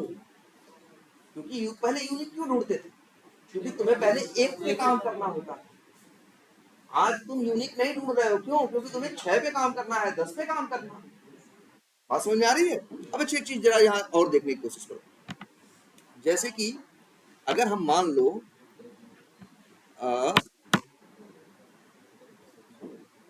ये देखो, अच्छा तो अच्छा तो हम कैसे डिसाइड किए कि हम क्यों कैसे डिसाइड किए कि हमें नेम ही यूज करना है? क्योंकि हमें अब ये देखना है इंस्पेक्ट कर करके ऐसी कौन सी चीज है जो इन 6 के 6 में कॉमन है। बताओ 6 के 6 में क्या कॉमन है? देखो नेम भी है। अच्छा पहला दूसरा देख तो लो, दूसरा भी देख लो। देखो नेम ही नहीं, टाइप भी क्या है? सेम। टाइप भी क्या है? सेम है कि नहीं है भाई? इसमें भी क्या है? देखो पहले की भी टाइप क्या है? Check box. दूसरे के भी टाइप एट्रीब्यूट की वैल्यू क्या है? Check box. तीसरे की भी टाइप एट्रीब्यूट की वैल्यू क्या है? Check box. और मतलब इसको छठे को भी देख लो, इसका भी क्या है? Check box. तो हम चाहें तो किसका यूज कर सकते हैं? टाइप का भी यूज कर सकते हैं। मतलब याद रखना, अब तुम्हें ऐसा ऐसा एट्रीब्यूट ढूंढना है जो उनके साथ कॉमन है, उनमें कॉमन है जिन पे तुम्हें काम करना है। चलो लिख देते हैं चेक। लेकिन कितने आ गए? ध्यान से देखो 7। क्यों? क्योंकि ऊपर वाले का भी टाइप क्या है? तो ये देखो, ये खुश होने वाली बात नहीं कि 7 मिल गए, हमें सिर्फ 6 चाहिए। न 6 से एक कम, न 6 से एक ज्यादा। मतलब हमें ऐसा एट्रीब्यूट उठाना है जो उनमें तो कॉमन हो, उनसे तो मैच करता हो जिन पे काम करना हो, और उनसे मैच न करता हो जिस पे काम नहीं करता। अगर ये यूज कर ले एक्सपाथ तो क्या होगा भाई बताओ? अगर ये वाला एक्सपाथ हम यहाँ यूज कर लें तो जानते हो क्या होगा? ये होगा जब ये कोड चलेगा तो कितने ढूंढेगा? मान लो 7। और जब ये आई बराबर क्या होगा? 1 होगा। तो आई बराबर 1 के कौन जानते हो? ऐसा हो क्यों रहा है कि जो सबसे ऊपर वाला है, टॉप वाला, गलती से उसका भी चेक बॉक्स क्या है? उसका भी टाइप क्या है? Check box. का भी टाइप क्या है? Check box. ध्यान से समझो, इस बात को समझो। तुम्हें वो एट्रीब्यूट यूज करना है जो उनके साथ मैच करे जिन पे काम करना, और उनके साथ मिसमैच करे जिन पे काम नहीं करना। इसलिए देखो हम टाइप नहीं, टाइप उठा लेते तो कितने आ जाते? 7। ये अच्छा 7 आ जाने से क्या नुकसान होता? तुम्हें लग रहा होगा 7 आ जाने से क्या नुकसान? नुकसान ये होगा जब 7 आएंगे तो 7 में पहला कौन है? ऊपर वाला। तो पहले इसको चेक कर दे, और फिर क्या करेगा? इसको चेक करेगा। चलो हम चला देते हैं, चला देते हैं, देखो क्या।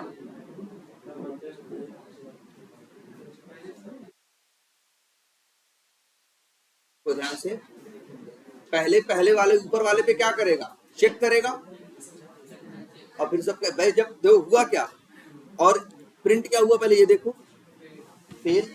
तुम्हें लगेगा कि लग रहा है डिफेक्ट मिल गया, चीज क्या हो गई? फेल हो गई।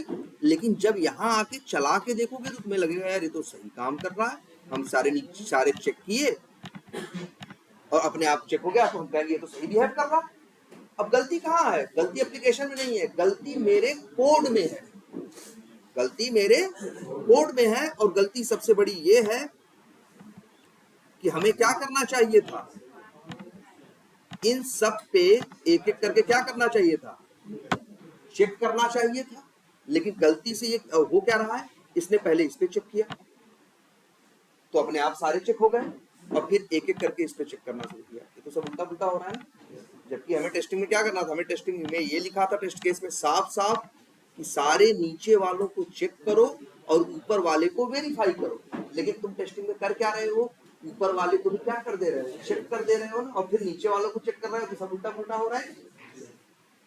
ये डिफेक्ट नहीं एप्लीकेशन में, यहाँ डिफेक्ट मेरे स्क्रिप्ट में है। डिफेक्ट यहाँ पे कहाँ है, मेरे कोड में है जो हमने लिखा है। आई बात समझ में?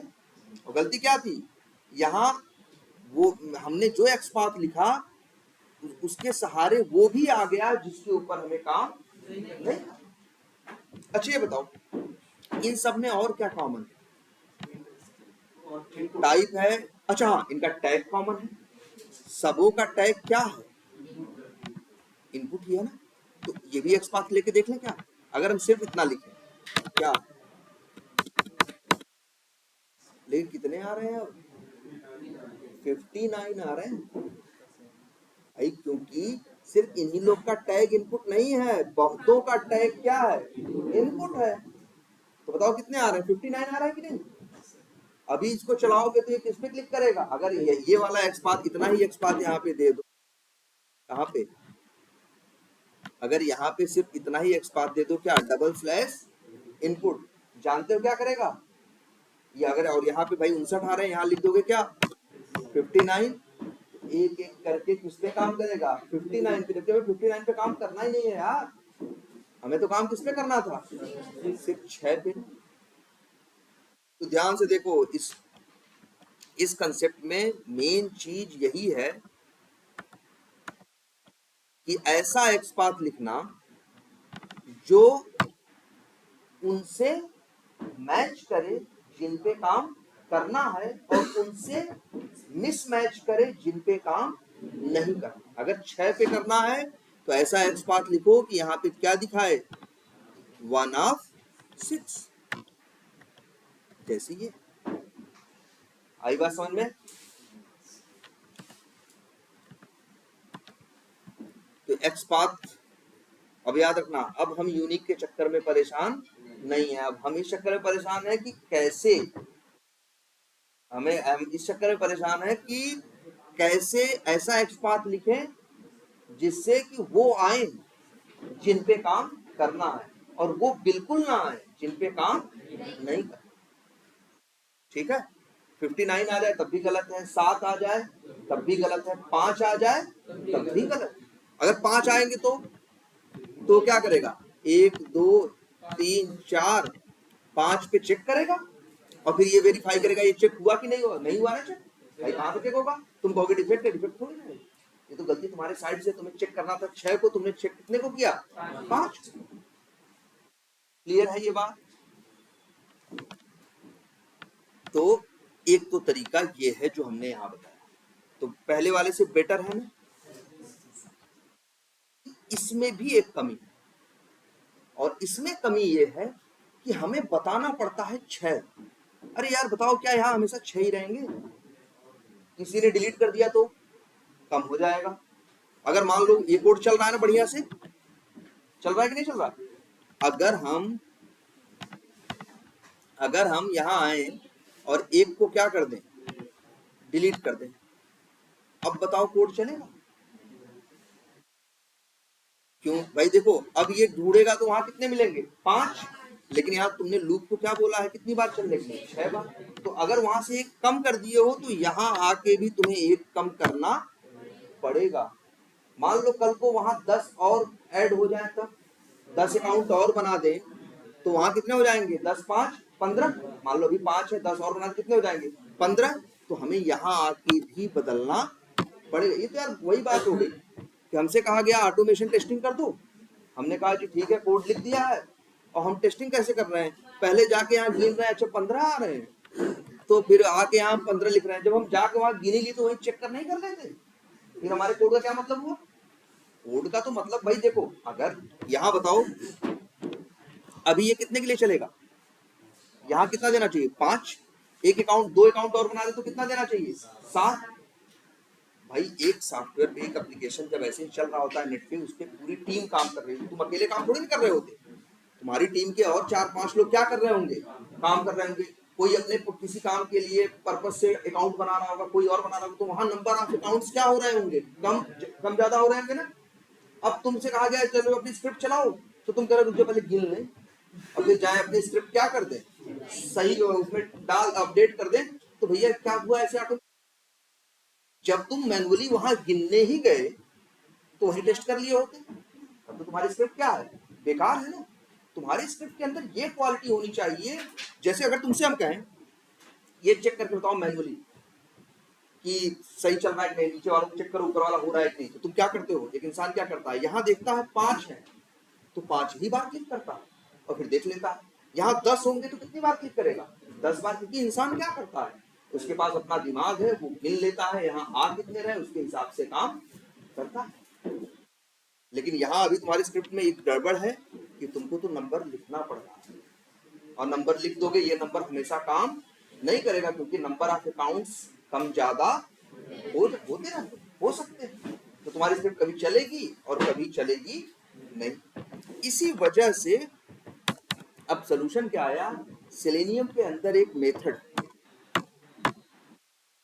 ड्राइवर जानते ही होता है, डॉट करो मेथड भी जानते हो क्या होता है, फाइंड एलिमेंट होता है ना, उसके नीचे देखो एक मेथड और, ध्यान से देखो, मेथड का नाम बहुत इंपॉर्टेंट मेथड है, बस ये जान लेना, ठीक है। ये मेथड बहुत इंपॉर्टेंट है, हर इंटरव्यू में ये एक तो पूछा जाता है, और जब भी तुमको कहीं भी इंटरव्यू दोगे, अगर मान लो वर्क करने के लिए कोई असाइनमेंट दिया, तो उस असाइनमेंट, वो असाइनमेंट सिर्फ इसी कंसेप्ट के बेस पे होगा। क्यों, क्योंकि ये कंसेप्ट ऐसा है, देख तो रहे हो, ये जो लूप वाला कंसेप्ट देख रहे हो ना, जो काम 10 लाइन में करते वो काम कितनी लाइन में कर रहा है, 1 लाइन में।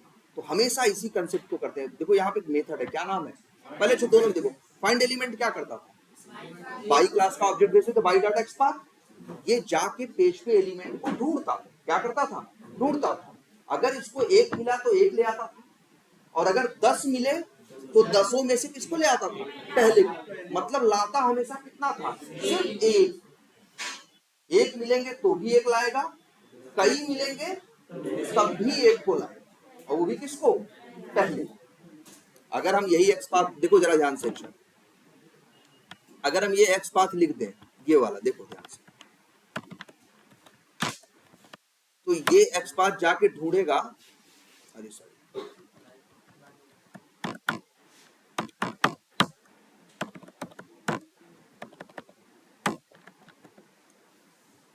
ड्राइवर डॉट फाइंड एलिमेंट, अंदर क्या लिखा हमने, बाई डॉट एक्स पाथ, हमने क्या लिखा अंदर, बाई डॉट एक्स पाथ, तुम्हारे आंख के सामने। ये अगर चला जाएगा पेज पे ढूंढेगा तो कितने चेक बॉक्सेस को मिलेंगे, 6 मिलेंगे, मान ले अभी नहीं, अभी कितने मिलेंगे, अब 5 है ना नीचे, कितने मिलेंगे इसे, 5। तो 5 में पहला कौन है, पहला वाला चेक बॉक्स यही है ना, तो इसी का वेब एलिमेंट लेके आएगा, इनका लेके नहीं आएगा। तो पता है ना सबको, जब भी एक्स पाथ देते हो, 1 पाएगा तो 1 लाएगा, 1 से ज्यादा मिलेंगे तब भी किसको लाएगा, लाएगा 1 ही, उनमें से किसको ले आएगा, पहले। अब देखो, अब दूसरा यही सेम कंसेप्ट देखो, ये अगर हम यही एक्स पाथ अब लिखें, ड्राइवर डॉट फाइंड एलिमेंट्स, क्या लिख रहे हैं, driver dot find elements, argument में क्या मांग रहा है, बाई क्लास का ऑब्जेक्ट, जैसे वो मांगता है ये भी वही मांगता है। और यहाँ पे अगर यही एक्स पाथ दे दो, बाई डॉट एक्स पाथ, जानते हो इसकी क्वालिटी क्या है, इसकी क्वालिटी ये है, जैसे देखो, अच्छी पहली बात तो नाम से देखो, एलिमेंट, फाइंड एलिमेंट मतलब एक, एलिमेंट्स मतलब एस कब लगता है, जब ढेर सारे होते हैं, जब कईयों की बात होती है तब क्या लगता है, एस लगता है, नहीं लगता। फाइंड एलिमेंट्स का काम ये है कि जो एक्स पाथ दोगे उसके बेसिस पे जाके ढूंढेगा, पेज पे जितने वेब एलिमेंट मिलेंगे सब को ले। जैसे ये क्या करता था, 1 को लाता था, और वो भी किसको, पहले। ये ऐसा नहीं करता, ये जितने मिलेंगे सब को, अगर 6 मिलेंगे तो 6 को लाएगा, 100 मिलेंगे तो 100 को लाएगा।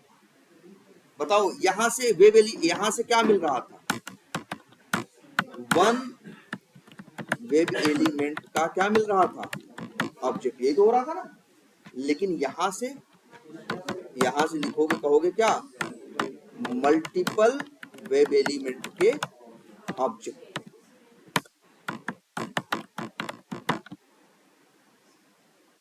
अंतर समझ में आया? फाइंड एलिमेंट एक ले आता है, फाइंड एलिमेंट्स जितने मिलते हैं सारे ऑब्जेक्ट ले आएगा। वेब एलिमेंट का एक ऑब्जेक्ट नहीं लाएगा, कितने ले आएगा, जितने मिलेंगे सारे। अब मान लो 10 मिल गए, अब बताओ एक वेरिएबल में कितने ऑब्जेक्ट रख सकते हो, एक वेरिएबल में कितने ऑब्जेक्ट रख सकते हो, सिर्फ एक ही तो रख सकते हो भाई। देखो तुमको दिखाया गया है ना, जैसे अगर मान लो कोई भी ऑब्जेक्ट बात करें, चाहे वो वेब एलिमेंट का ऑब्जेक्ट हो चाहे जिसका हो, जैसे अगर हम लिखें string x equals to ABCD, अब बताओ जरा इसके अंदर क्या है, ABCD है ना, क्या इसके अंदर 2 रख सकते हो, नहीं यार एक ही रख सकते हो। और अगर कभी ऐसा सोचोगे तुम कि इसके अंदर हम कुछ और नया डाल दें, क्या XYZ, तो क्या होगा, पुराना छोड़ के नए, एक वेरिएबल होता है ना, नई वैल्यू देते हो तो पुराना क्या करता है, छोड़ देता है। एक वेरिएबल में एक बार में एक ऑब्जेक्ट ही तो स्टोर हो सकता है। इसी कंसेप्ट के लिए तो तुमको एरे सिखाया गया। एरे में क्या था, एक ही वेरिएबल में मल्टीपल ऑब्जेक्ट तुम स्टोर कर पा रहे थे। ये देखो, ये देखो, देखो यहाँ 4 नाम है कि नहीं, और एक ही वेरिएबल पे आ रहे हैं कि नहीं। क्योंकि एरे की यही तो क्वालिटी है कि वो एक बार में एक से ज्यादा ऑब्जेक्ट को स्टोर कर सकते हैं, जबकि एक नॉर्मल वेरिएबल नहीं कर सकता। और यही काम ये भी कर सकता है, कौन, तुम्हारा एरे लिस्ट। एरे लिस्ट में भी तुम नहीं, देखो अभी तुम्हारे सामने था, तुम ही बताओ इसको अगर हम चला दें तुम क्या देखे, बताओ, देखो जरा क्या देखे थे, AL एक ही वेरिएबल है ना, लेकिन इसके अंदर स्ट्रिंग के कितने ऑब्जेक्ट हैं, 2000 की साइज है ना, और हमने जाने कितने इसमें रख दिए कि नहीं रखे,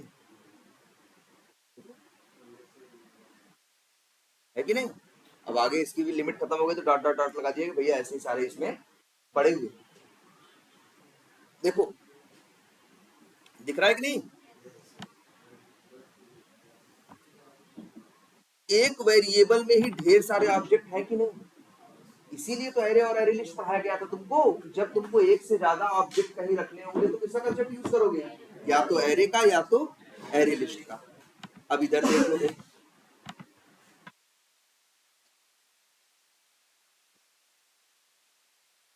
अगर यही ड्राइवर डॉट, इसीलिए देखो ड्राइवर डॉट फाइंड एलिमेंट क्या रिटर्न करता है, वेब एलिमेंट, लेकिन ड्राइवर डॉट फाइंड एलिमेंट्स क्या रिटर्न करता है, लिस्ट वेब एलिमेंट। वही ये जो लिस्ट है ना वो एरे लिस्ट वाला ही है, समझ लो, एकदम एकदम वैसा ही है। क्या अंतर है बाद में देखेंगे, समझ लो एरे लिस्ट जैसा होता है वैसे ही कौन होता है, लिस्ट। और इसकी क्या क्वालिटी है, इसकी क्वालिटी ये है कि ये एक बार में एक से ज्यादा चीजें स्टोर कर सकता है। यही वजह है कि फाइंड एलिमेंट्स मेथड जो है वो वेब एलिमेंट रिटर्न नहीं करता। क्या रिटर्न करता है, लिस्ट वेब एलिमेंट। क्या रिटर्न करता है, अच्छा एरे लिस्ट में देखा था ना, एक तो लिखते थे एरे लिस्ट और फिर ग्रेटर देन लेस देन के अंदर उसका टाइप बताते थे ना, वैसे ही सेम यहां देखो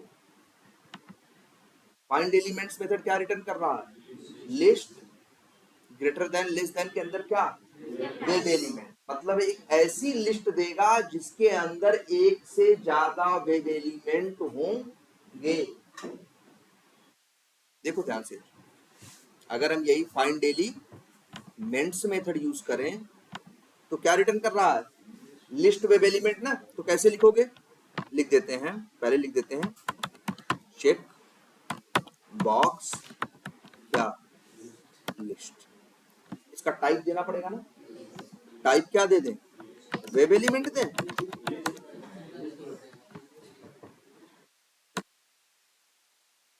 नहीं ना, देख लो साफ साफ, जितना पहले इक्लिप्स बताया उतना तो जरूर करो। इक्लिप्स क्या बोल रहा कि फाइंड एलिमेंट्स मेथड क्या रिटर्न करेगा? लिस्ट वेब एलिमेंट ना, तो ज्यादा दिमाग क्यों लगा, जैसा लिखा एकदम सेम वैसा लिख दो। List greater than less than के अंदर क्या वेब एलिमेंट, तो सेम यहाँ पे लिख दो क्या ग्रेटर देन और लेस देन के अंदर क्या वेब एलिमेंट। अभी एरर दे रहा है क्योंकि लिस्ट को तुमने इंपोर्ट नहीं किया है। कर्सर लेके जाओ, बोलेगा कह रहा क्या कर लो तुम। अच्छा अपनी आंख से एक चीज ये देखो, इसे चला दे, जो एक्स पाथ दिए हो उसके बेसिस पे वहां कितने मिलेंगे? 5 ना, क्योंकि 6 थे, हमने क्या कर दिया? डिलीट कर दिया ना। तुम देखना लिस्ट में कितने आएंगे? 5। अगर वहां हम 10 चेक बॉक्स और बना दे तो कितने हो जाएंगे टोटल? 15, सॉरी 10 वो बना दे अकाउंट और, तो कितने बन जाएंगे? 15 ना। जब यही ड्राइवर डॉट फाइंड एलिमेंट्स चलेगा, जाके पेज पे ढूंढेगा तो कितने पाएगा? 15। तो 15 के 15 को एक लिस्ट के अंदर लेके आगे दिखेगा यार। बता रहा नहीं साइज 5 क्यों? क्योंकि वहां 5।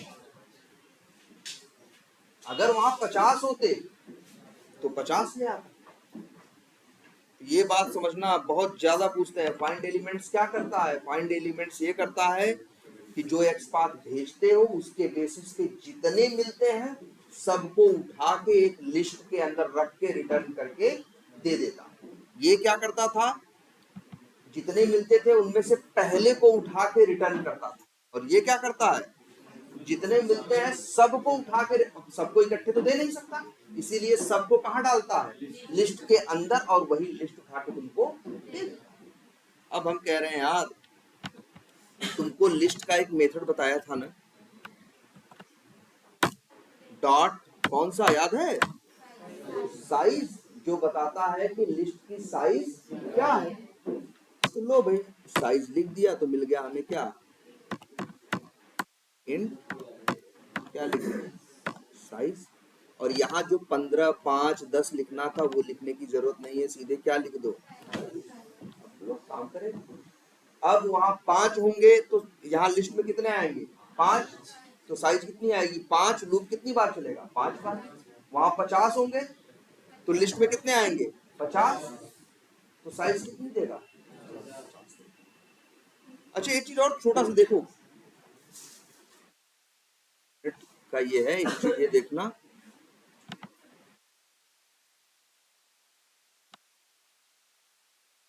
ये देखो, अगर हम यहाँ पे देखो, हम क्या एक्स पाथ लिखने जा रहे हैं, ड्राइवर, ठीक है, डॉट फाइंड एलिमेंट्स, और यहाँ एक्स पाथ में क्या लिख रहे हैं जानते हो? लिख रहे हैं बाई डॉट एक्स पाथ, और यहाँ लिख रहे हैं डबल स्लैश ए। क्या लिख रहे हैं? सिर्फ लिख रहे हैं क्या? Double slash A. किसका टैग होता है? लिंक का ना, जानते हो भाई। देखो फाइंड एलिमेंट्स हमेशा क्या रिटर्न करता है? List web element.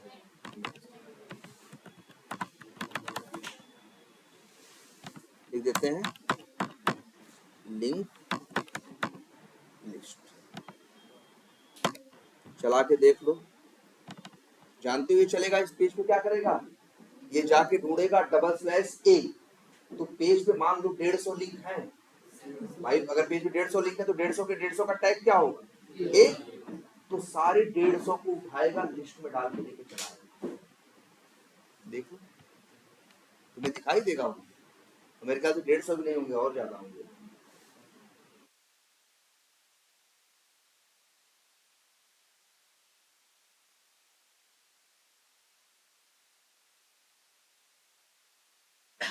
चल गई ये लाइन ना, लाइन चल गई। आगे देखो ब्रेक पॉइंट रुक गया है, कर्सर लेके जाओ।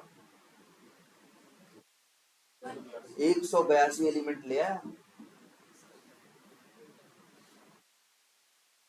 देख रहे हो? ये एक्स पाथ, जैसा एक्स पाथ दोगे जितने मिलेंगे सबको ले आएगा, और कहाँ लेके आएगा? लिस्ट के अंदर। और डॉट साइज करके तुम निकाल सकते हो कि कितने आए कि नहीं आए, 182 आए कि 125, जितने होंगे ठीक है, तो चलो इसको इतने पे स्टॉप करते हैं।